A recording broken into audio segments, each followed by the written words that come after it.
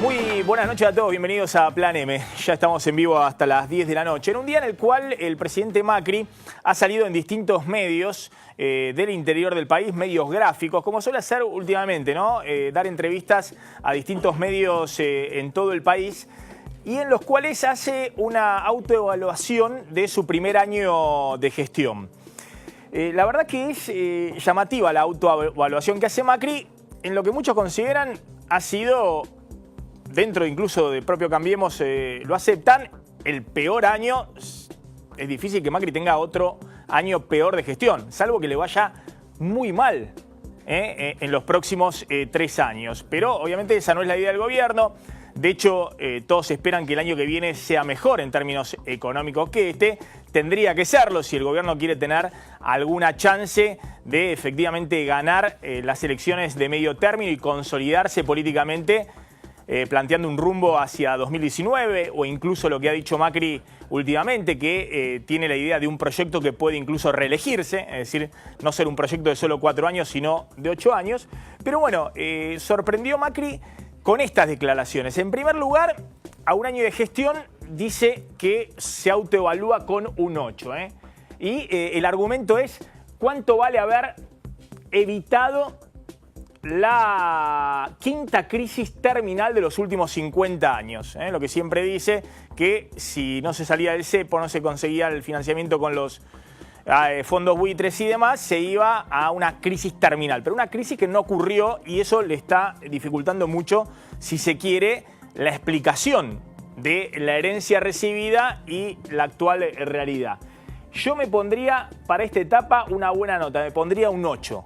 Ahora vamos a discutir un poquito esto. Porque, insisto, me parece que es una vara muy alta, una calificación muy alta, teniendo en cuenta que es cierto, el gobierno salió exitosamente del cepo, que era imprescindible salir porque la economía no iba para ningún lado si no se salía del cepo, arregló con los fondos buitre y consiguió el financiamiento que evita en la Argentina una mega crisis cambiaria, es decir, que el dólar se dispare a cualquier precio, o si seguías con el cepo que el paralelo estuviera en 20 o en 25 o en cualquier valor. Bueno, todo eso, es cierto, se evitó.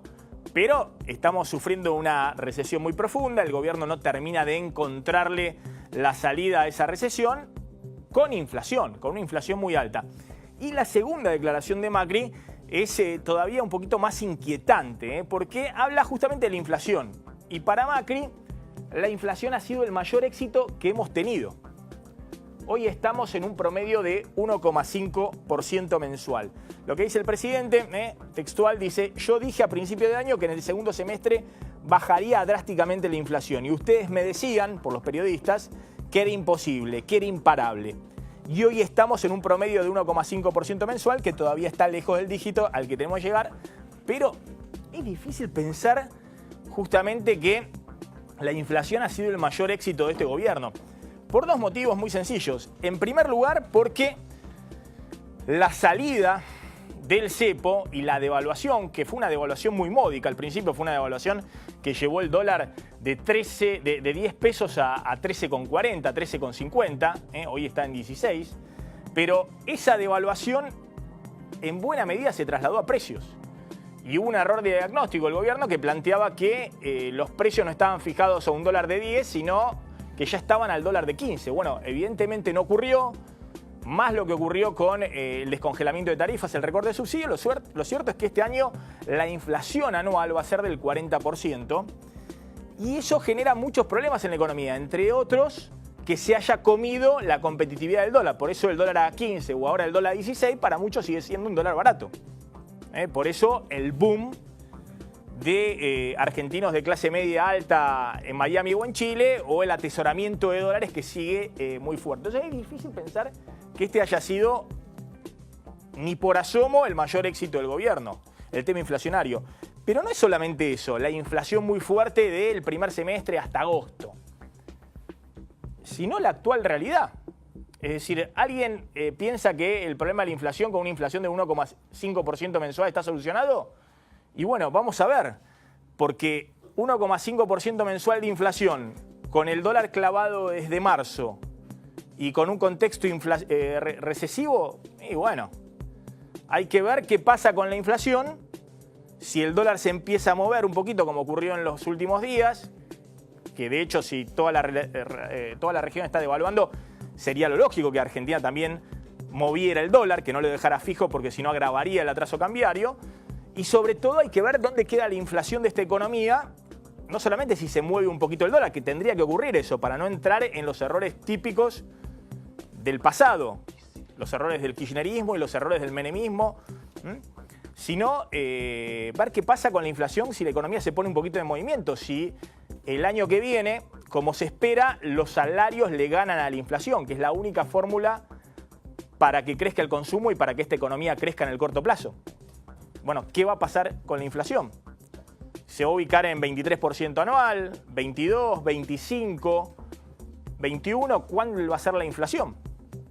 Pero claramente es difícil calificar de eso un éxito, teniendo en cuenta si Argentina tiene una inflación del 20% o arriba del 20%, y bueno, de por sí tiene que estar devaluando ya todos los años, porque toda la región tiene inflaciones que son un cuarto de eso, 5%, 6%, 4%. Entonces ya es un problema. Es cierto que el gobierno ha visto eso como un problema y lo encara. Y eso es algo muy destacable de este gobierno, que reconoce el problema y lo trata de encarar. Pero que ha sido el mayor éxito que ha tenido, la verdad que es muy polémico, lo que plantea el presidente Macri. E insisto con esto, Kicillof también desaceleró la inflación a fines del 2015 con el dólar clavado. Pero todos sabían que esa situación era un tanto insostenible, que se venía una devaluación y que después venía más inflación. No quiero decir con esto que por delante podamos tener inflaciones como hubo este año del 40%, ni por asomo. Argentina va, por lo menos el año que viene, a un régimen de inflación más bajo. Pero lo mismo son niveles de inflación muy elevados y era sabido que Argentina no podía seguir teniendo la inflación que tuvo en el primer semestre del año. La otra declaración que llamó la atención del presidente es el tema de ganancias. Dijo el presidente que gobierna especialmente para el 32% que está en la pobreza y la discusión sobre ganancias es para el 3% de la población que más gana. La verdad que este discurso de este discurso de Macri es muy similar al discurso que el año pasado tenía el kirchnerismo. O el que tenía Axel Kicillof, ayer lo reconoció acá Luciano Laspina. Y es cierto que ganancias va a una porción reducida de la población y hay una discusión de política de qué hacer, si se aligera el impuesto a las ganancias para el 8% de los trabajadores en blanco, que son, es cierto, el 3% o el 4 o el 5% del total de trabajadores en la Argentina, o si esos recursos se usan para poner plata por debajo de la pirámide. Está muy bien que el presidente lo plantee en estos términos. Lo mismo hacía Kicillof el año pasado. El problema es que se invierten los roles, porque el año pasado Macri llevó como una bandera, al igual que Sergio Massa, como una bandera de su campaña electoral, que el tema de ganancias era un problema de toda la sociedad y que había que resolverlo. Y dicho sea de paso, hoy Kicillof le dice al gobierno que es una vergüenza que no cumple con el tema de ganancias y que es un problema de toda la sociedad. Fíjense cómo se invierten los roles. Cómo el kirchnerismo en la oposición tiene el discurso que el año pasado tenía Macri y cómo Macri en el gobierno tiene un discurso, si se quiere, mucho más cauto, hasta muy similar al que tenía el ministro de Economía del kirchnerismo el año pasado. Vamos a discutir un poquito ahora justamente esto, ¿no? ¿Qué significa el primer año de gestión de Macri? Y dos temas más.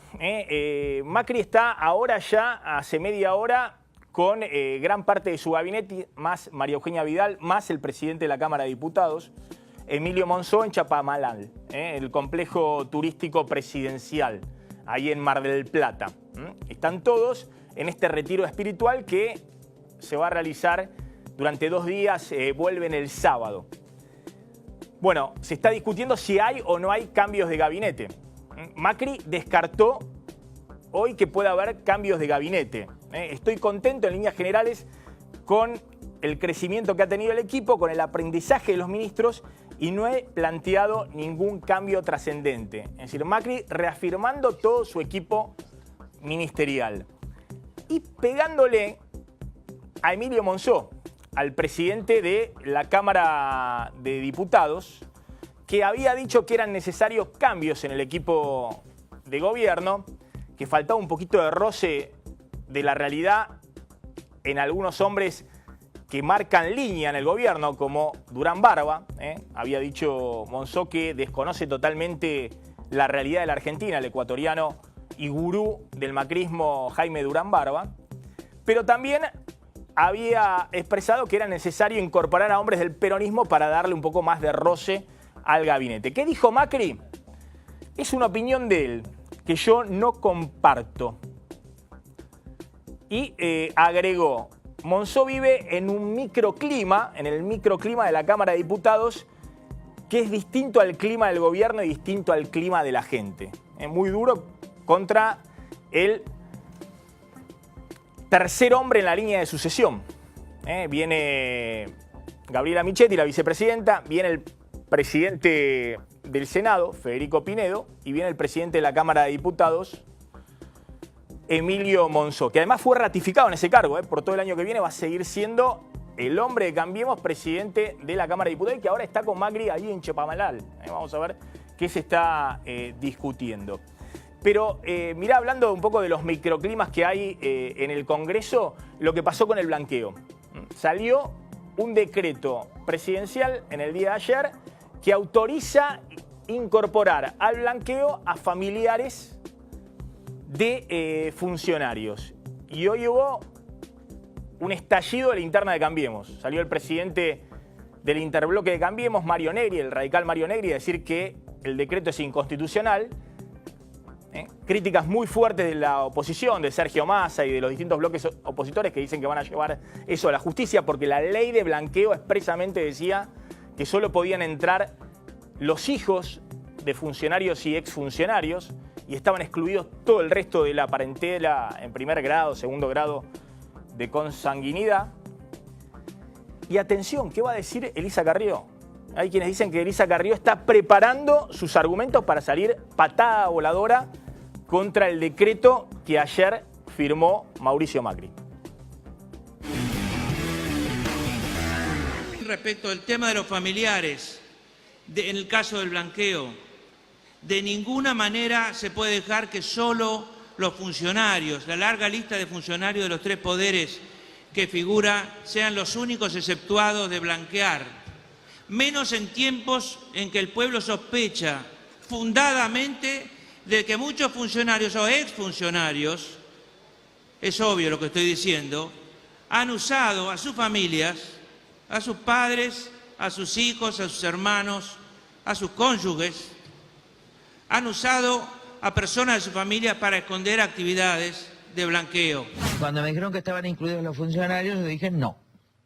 Los funcionarios no pueden estar incluidos, eso es un pacto de impunidad. Ahora, este era un imposible fáctico pensar que la coalición cívica o yo pudiéramos votar una ley que incluyera el blanqueo de funcionarios públicos. Solo puede estar en la mente de un delirante.